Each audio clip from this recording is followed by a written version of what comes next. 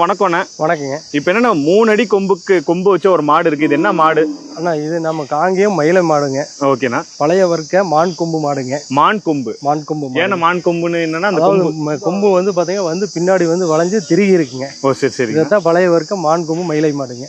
பழைய வர்க்கம். இதெல்லாம் எப்போ உள்ள எந்த இதெல்லாம் பாத்தீங்கன்னா காலகாலமா இருந்திருக்கு, நூற்றாண்டு காலமா இருந்திருக்குங்க. இதுல அரிதா இந்த மாதிரி கொம்புல ஒரு சில மாடுகள் மட்டும்தான் கிடைக்கும். மாடு இது இப்போ உங்கள்கிட்ட வாங்கினதா இல்லை எப்படி நீங்களே வளர்க்குறீங்களா? இது வேற ஒரு வியாபாரிகிட்ட வளர்த்துறவங்க வியாபாரிகிட்ட கொடுத்துட்டாங்க. அவங்ககிட்ட இருந்து நாங்கள் இதை வளர்த்தோம் அப்படிங்கிறத மறுபடியும் நாங்கள் வாங்கியிருக்கிறோங்க. எவ்வளோ ரேட்னா இது? 90,000 ரூபாய்க்கு வாங்கி. 90,000. ஆமாம். இப்போ இதே மாரி கொம்பு திருப்பி வருங்களாண்ணா? திருப்பி அதான் நம்ம கண்ணு இறக்கும் போது தான் தெரியுங்க.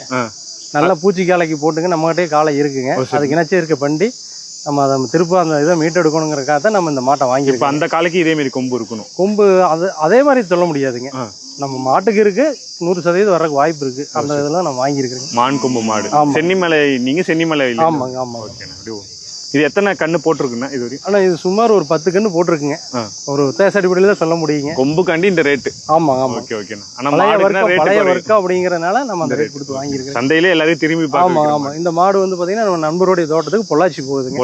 அவங்ககிட்டயே காலை இருக்கு இனச்சேர்க்கைக்கு அங்கதான் போகுதுங்க. ஓகே, அப்படியே ஓட்டி காட்டுங்கண்ணா. கொம்பு மட்டும் பாருங்க 3 அடிக்கு இருக்கு. ஓகே. இப்போ மான் கொம்பு பாருங்க எவ்வளோ ஹைட்டுக்கு இருக்குன்னு. செம்மையா இருக்குங்க.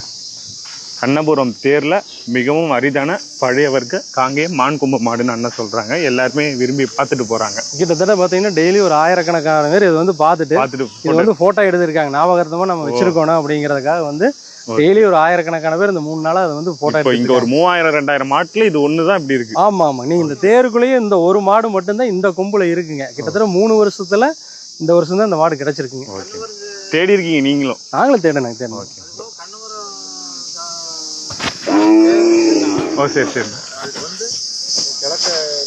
புதுக்கோட்டை சிவகங்கை எல்லாம் வந்துருவாங்க. ஓகே. இது பார்க்க இந்த தேருக்கு அத்தனை பேருமே பெரிய ஒரு மலையை கட்டிட்டு இப்படி ஒரு மாடு இதில் வாங்கி ஆகணும் நம்ம மாடு.